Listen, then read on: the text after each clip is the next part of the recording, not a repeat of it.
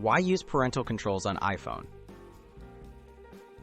Parental controls on iPhone help protect children from inappropriate content, limit screen time, and manage app access. With these tools, parents can guide kids' online experiences, ensuring they explore safely.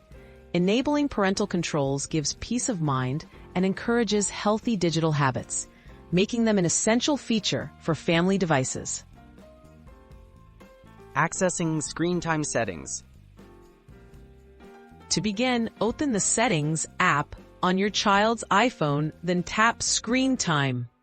Select Turn on Screen Time if it's not already active. You'll see an overview of usage and options for restrictions.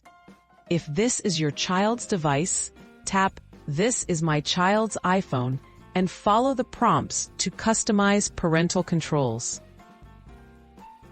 Setting content and privacy restrictions. In Screen Time, go to Content and Privacy Restrictions and toggle the switch to enable restrictions. Here, you can block explicit content, set age-appropriate ratings for apps, movies, and books, and limit web access. Explore options like restricting app purchases, downloads, and privacy settings to better safeguard your child's browsing experience. Limiting web content and apps.